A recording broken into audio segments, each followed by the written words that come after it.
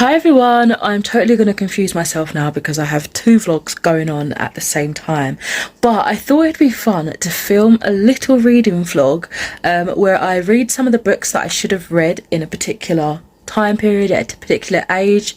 This video I am focusing on 2014 books. I couldn't do the quick math, so I had to pause it. I think I would have been around 18.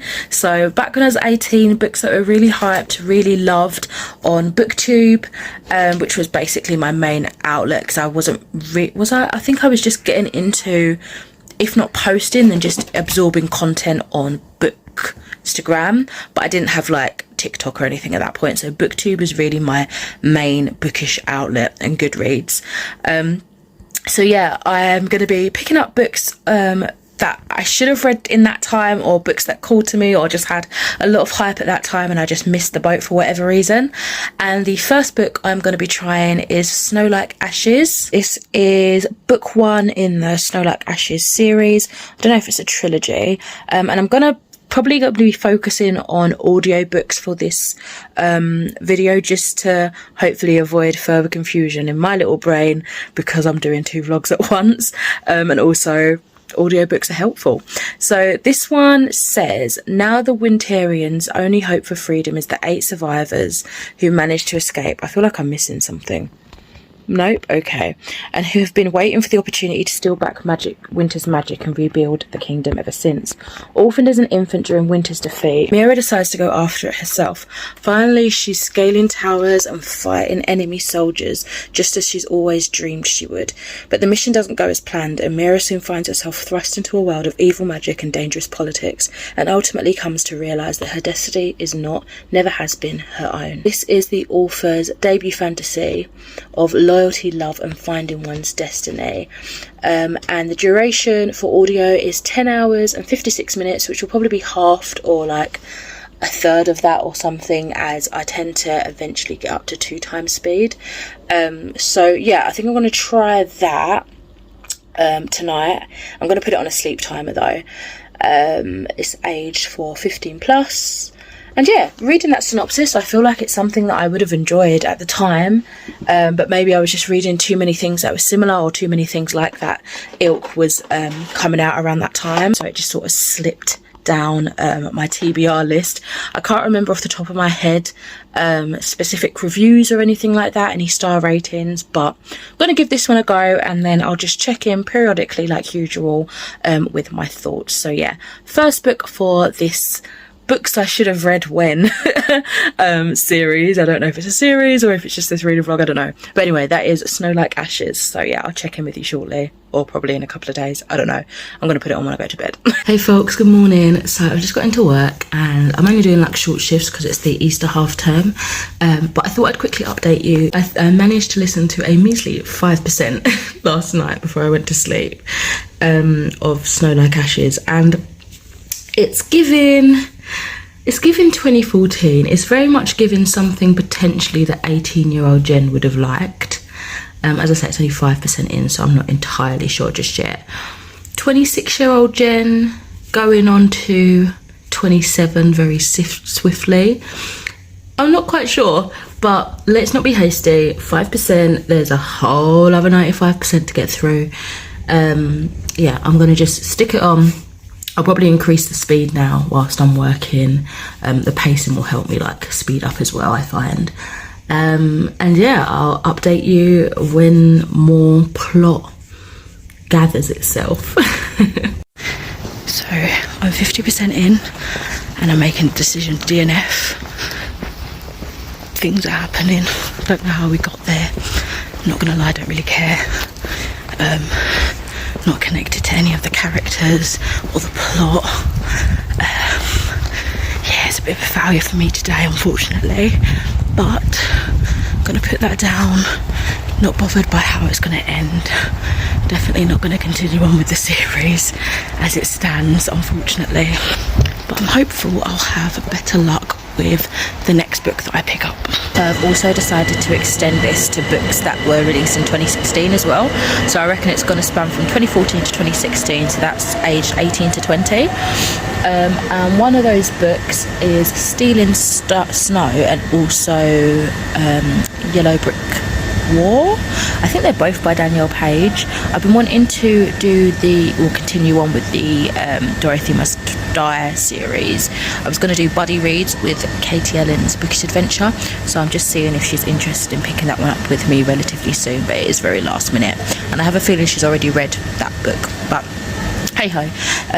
I'm going to do that one as an ebook, I think, so I will probably update you, but that is most likely going to be my next read.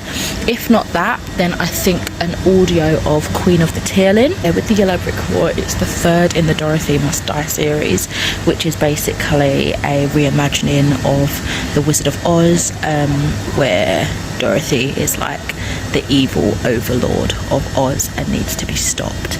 I had very mixed feelings. I don't think I liked them very much, if I remember correctly, when I first read them. I didn't read them at the time when they were published, but maybe like a couple of years ago. So more recently than when they were actually published, but I've been meaning to wrap up this series in one way or another. I've also got the short stories collections, or one of them. I think there's like 2 or 3 short story collections physically owned. But yeah, so that's probably what I'm going to be chipping away at. Maybe now I might just start that one. I feel like I'm reading so many books at once, and it's kind of driving my mind a little bit doolally. But yeah, I might pick that up now and see where we get to. Hey folks, so I just want to catch you up with what I did yesterday. I read like sorry, the kettle's boiling. I've read like 3 or 4 pages of the Yellow Brick War.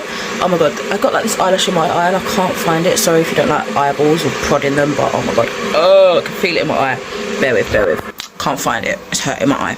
Anyway, the reason I only got that many read was because we was out at my other half's sister's house, and we had like a little Easter party celebration for Good Friday. I don't really celebrate like the holiday, but it was just nice to see everybody and give them their Easter eggs and watch them have their Easter egg hunts. It's just so sweet, and they're getting so big. Oh my god, my heart. So yeah, it was honestly just food, snacky bits, drinks, and yeah, some tantrums here and there. But that's to be expected when you've got like what, 10-year-old, 2-year-old, 3-year-old around. So but yeah, it was a fun day, a long day. I was so tired when I got home, because it's a little bit away from where we live, so it's a little bit of a journey up, but it was good. It was a lovely day. And today we've got, well, I've got a chill day. My other half's back at work today, and then tomorrow we're doing again with his side of the family, a little Easter walk, just a little chill walk, get some of those calories from the Easter eggs off. But yeah, I just thought I'd update you. I've not really got much to say, but just so you know, I'm still here. Just gonna have a coffee now, eat some of my Easter egg for breakfast, which is really awful, and I'm gonna play a bit of my game, probably Frambo. I'm a little bit gutted because the other day, like I think it was Thursday, I played for 2 hours straight. Didn't even realise it was 2 hours. I was so absorbed in it. Recording it as well, because that's the game that I tend to share on YouTube when I play, and it corrupted, the file corrupted. I think it's because when I was using OBS Studio, Streamlabs OBS, because I have OBS Studio and Streamlabs OBS. I was using that in favour because my OBS Studio had a few issues last time I used it, so I switched to that one. Sometimes I just go back and forth. Anyway, I think it's because I X'd out of the game before like closing the recording, so I don't know if that like affected things or whatever. So yeah, I'm going to do a little test video first, and see if that makes a difference, or I might just jump back and use OBS Studio again. So yeah, just going to sit there now for my morning, play my game, and then do a bit of housework. I should probably do housework first, to be honest, but I'm an adult. I can prioritise what I want, right? Yeah. I feel like a right dum-dum. I've been sitting there trying to troubleshoot all these recording situations, as I mentioned briefly earlier, and as I've gone through, I've realised I've found all the footage that I thought didn't record. So that 2 hour one, yeah, it recorded. I hope I didn't delete the sound. I don't think I did, because I record the separate like voiceover sound to the game so that I can edit it a bit more smoothly. So yeah, it did record, yay! So now I can go back to the system I was using, which is the one that I thought was failing, but it wasn't. So I have stuck on a fan-made audiobook of Yellow Brick War that I'm listening to on YouTube. And I'm on chapter 14 now. I'm reading it, or listening to it rather, at 2 times speed. And I'm actually quite enjoying it. So I was just going over my previous reviews for the books in the series. And the first book I did give like a 2 or a 2.5 stars. I wasn't that impressed by it, but I was intrigued by the concept. The second book I enjoyed a bit more. I think I gave it a 3 stars. And I feel like at the minute, and I'm on par with how I was feeling with the second book, if not enjoying it a little bit more than that. So yeah, I'm glad I stuck on the audiobook because it's getting me through it quicker and I'm feeling quite connected to it and the story. There's a moment where we go back into Amy's like original world, and I thought that was going to be something that I wasn't going to enjoy much, but it's actually quite an interesting change in not in the narrative but in the direction of the plot. I quite like her forming friendships and connections with characters she'd previously like hated or were like enemies or whatever, and them kind of working together for this task that she needs to do back in her own world. So yeah, at the minute I'm really enjoying it. Okay, so I've just finished listening to the Yellow Brick War, and I really quite enjoyed it. I think it's still not quite a 4 stars, but it's definitely improvement in the series. I am glad that I'm continuing on with it so far. So I'd probably give this one a 3.5 stars. I really did enjoy like the whole adventure of it all, really, and kind of Amy battling with herself, trying not to become what Dorothy became, with the power and magic consuming her. But yeah, I really enjoyed it. I liked the connections the characters had. I liked the direction that the story had, and although it's a very open-ended cliffhanger, I would say, it was a satisfying one, which is bit contradictory, but it works, and I almost want to throw myself straight into the 4th book, so I might do that. This same person that I found did a fan audiobook on YouTube has the 4th one all up there as well. The channel is Shayla Foster 6210, so I might just chuck on the 4th one in this vlog, maybe, I'm not too sure, but most likely soon. I'd like to finish it off this year. That could be quite cool. So yeah, 3.5 stars for the Yellow Brick War. Hi guys, I was going to say morning, it's not really morning, it's just gone 12 and it is Sunday. Happy Easter. So I just wanted to update you guys. I am about 35% of the way through The Queen of the Tearling, and I realise I've not actually told you much about what this story is about. So it's book 1 in a trilogy, I believe, by Erica Johansson, and it says here that it combines thrilling adventure and action, dark magic, mystery and romance. The Queen of the Tearling is the debut of a born storyteller blessed with a startling imagination. Wow, that is a lot of praise. Her throne waits if she can live long enough to take it. It was on her 19th birthday that the soldiers came for Kelsey Glynn. They'd come to escort her back to the place of her birth, and to ensure she survives long enough to be able to take possession of what is rightfully hers. But like many 19-year-olds, Kelsey is unruly, has high principles, and believes she knows better than her elders. Unlike many 19-year-olds, she is about to inherit a kingdom that is on its knees, corrupt, debauched, and dangerous. Kelsey will either become the most fearsome ruler the kingdom has ever known, or be dead within the week. So I'm guessing it kind of spans this first book with that week, because at the minute, as I say, about 35% in the way in, and she's still she's still traveling to the destination. She's obviously gone through a lot of hardships on the travel, almost like bandits, which kind of remind me of Robin Hood in vibe, and the escort of soldiers that are trying to get her to her throne clearly aren't in favour of her. They don't think she's very worthy of it, and she's sort of having to prove herself whilst also trying to rein in her rebellious, like, why should I prove myself, who are these people, you know? But at the same time, time she's a queen now and she has to act that way. I am quite enjoying this, you know. I think I remember Reagan, Rue's Project, talk about this book and really enjoy it, if I remember correctly.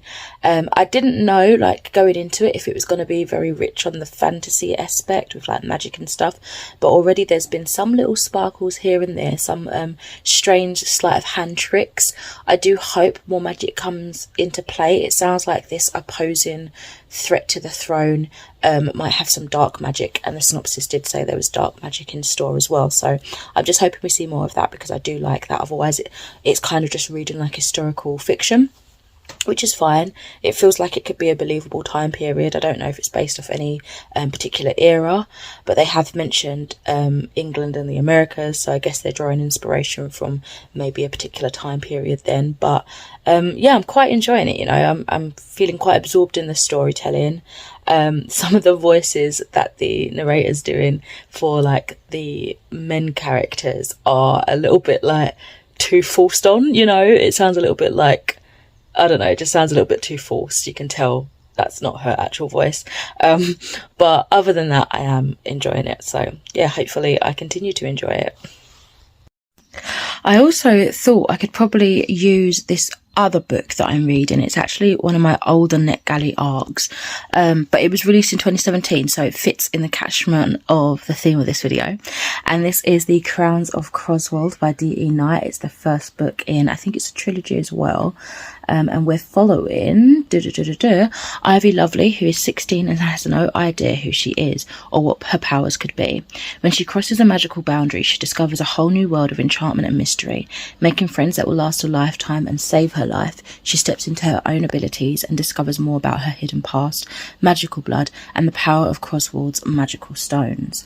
But all is not well. A dark history and an evil queen threatens all that is good. Will Ivy's bravery and wit be enough? Curious and whimsical, both shy and brave, Ivy is a hero that connects with readers of all ages. So yeah, this is, it's a 4-part series. Yeah, the first one was published 21st of July 2017.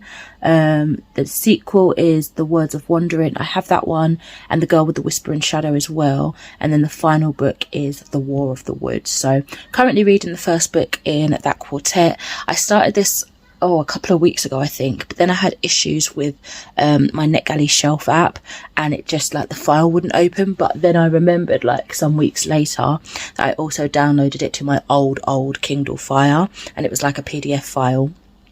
And I still had access to that, so I started to continue my reading through there, and I'm taking it with me to the park today. I think we're going for like a little walk at some point, and I'll probably try and get a little bit of reading done there.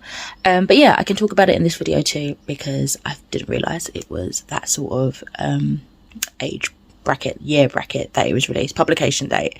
So yeah, it fits nicely in here.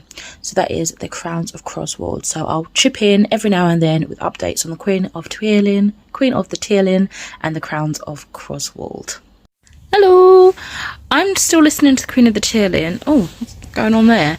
I've made quite good progress. I want to say I'm like halfway through or so, but I'm a bit confused about when it's supposed to be set, because now they've just mentioned ebooks, like digital books, and they've also mentioned, what is on my lip, I'm painting, so if you see like all that, it's paint. They've also mentioned The Hobbit, like all these things, and I thought it was supposed to be medieval setting, so I'm a little bit confused at time placement. Very bizarre. Also, let me show you what I'm painting. I don't know why it goes all funny when I turn it this way for portrait mode, but I'm painting a box. There we are. I'm filming it as well, but I've just paused it for now. Hey folks, I'm just about to head out to work, but quick update that I managed to finish the Queen of the Tearlin. I finished most of it last night, and then it was on my 15-minute timer. If I'd have left it on my 20-minute timer, I would have finished it, but then I would have felt compelled to get back up and write my review, because I feel like I have to do it that day. But I've done these little spiky things, but they look a bit weird on camera. I tried them the other day and they looked really creepy, so I did it again today, and I think I like it better, but it does look like a moustache, but I don't mind. Anyway, I finished like the last 5%. It wasn't even 5%, it was 6 minutes today. The this morning, and I gave it a 3.5 stars. So it wasn't as magic-y as I was hoping it would be. Probably would have gotten a higher rating if there was more inclusion of magic, but I did enjoy things like the kind of seer element and that sort of stuff. I definitely enjoyed the when Kelsey came into the city and kind of was becoming herself and kind of learning herself and how to be a queen, because that's when we had the most character growth, I would say. And it was interesting to see how she tackled situations and overthrowing, you know, her uncle that was trying to kill her all this time, and how the dealing with the downfall of that and that sort of stuff. So I did enjoy all that. Good political intrigue. Yeah, I ended up enjoying this more than I expected after realizing that it wouldn't be heavy on fantasy or like magic elements. And I am intrigued to give the sequel a go. So I've just downloaded the audiobook for that on my library app. So yeah, I'm hoping to start that relatively soon. But right now, I think my focus is going to be the last book for this video at least, which is The Crowns of Croswold.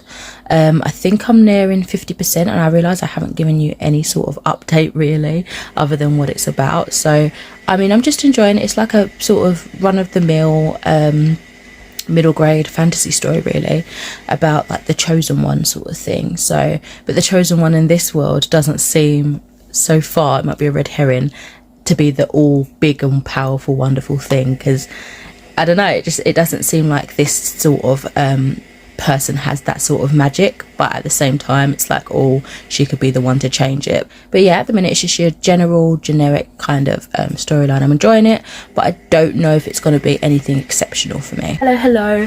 So I've not too long got home. I hung out with my friend after work. I went across some bookshops, and then I just went and popped to my storage unit to make sure everything was okay. I got a couple of things in Superdrug, so I thought I'd quickly show you guys that before I show you the book haul. So I got just some developer. This is 40 volume blonde developer, because I'm going to attempt to bleach my extensions that I've recently purchased. And I got the same company, Jerome Russell's blonde high power lifting bleach. And I think this is supposed to be the dupe for the Olaplex actual, you know, the stuff that people mix in with bleach. So this is number 0, the Bond Restore Prep and Protect. I got 2 of those to mix in. I'll do a bit more research, but either way I'll be using this regardless, like in my hair or the extensions here, just to save a little bit. But then in Waterstones I purchased this. This is Catfish Rolling by Clara Kamaji, and it is a stunning book. I ended up only spending £2.99 on it, because we had the £2 off and I had £10 on my Waterstones card, which was really like a nice pleasant surprise. And this is just an absolutely gorgeous book. I had requested it on NetGalley, but I didn't get approved unfortunately, but I think with how stunning it is, I just wanted to decorate my shelves anyway. So I'll tell you what this is about. There is a catfish under the island of Japan. Sora hates it. The catfish rolling caused an earthquake so powerful that it cracked time. It destroyed Sora's home and took her mother. Now she and her scientist father live close to the zones, wild, abandoned, dangerous places. Here time distorts, memories fracture, and shadows, a glimmer of things not entirely human, linger. After Sora's father goes missing too, she has no choice but to venture into these forbidden spaces to find him, her mother, and perhaps even the catfish itself. It sounds so mystical, but with the dark, like the dark whimsy, if you know what I mean, sort of almost fairy tale-esque.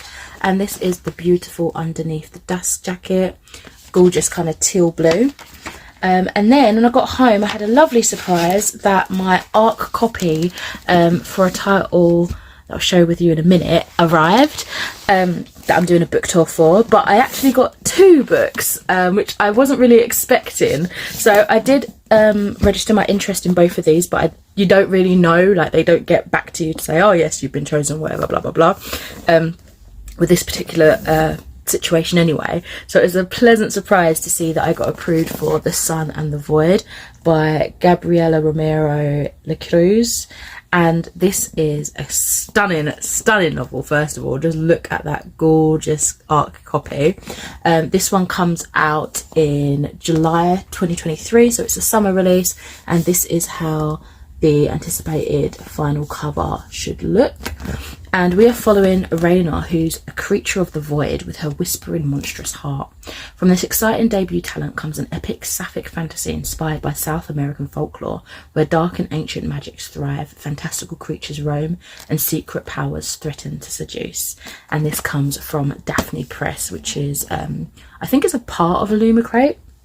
So yeah, and then the one that I was expecting was The Art of Prophecy by Wesley Chu. And you know what, I knew this was on the way to me, but I saw it in Waterstones today and I almost caved and just bought a copy, but I'm glad I didn't, because you know, it was here.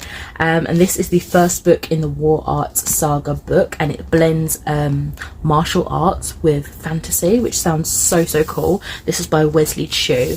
And again, we've got another stunning cover. Also got a really gorgeous map on the end pages there.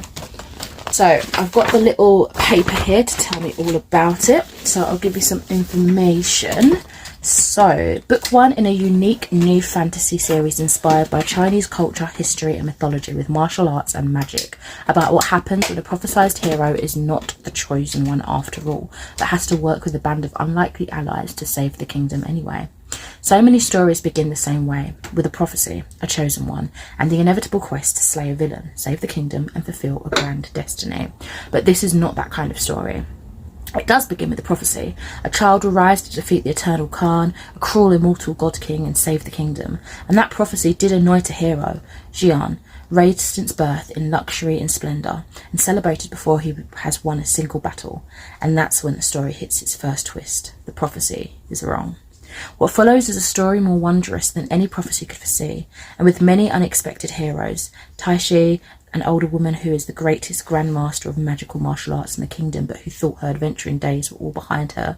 Sali, a straight-laced warrior who learns the rules may no longer apply when the leader to whom she pledged her life is gone. And Kisame, a chaotic assassin who takes a little too much pleasure in the kill.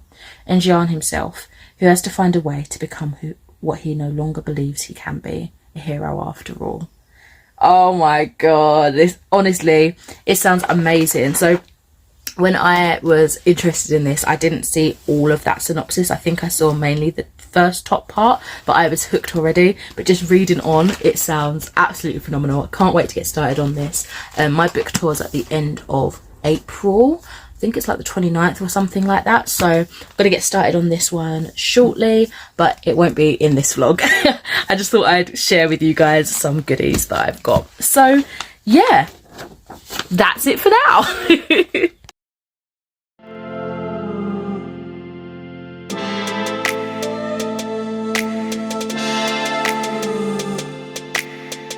So I was listening to the text-to-speech for The Crowns of Croswold by D.E.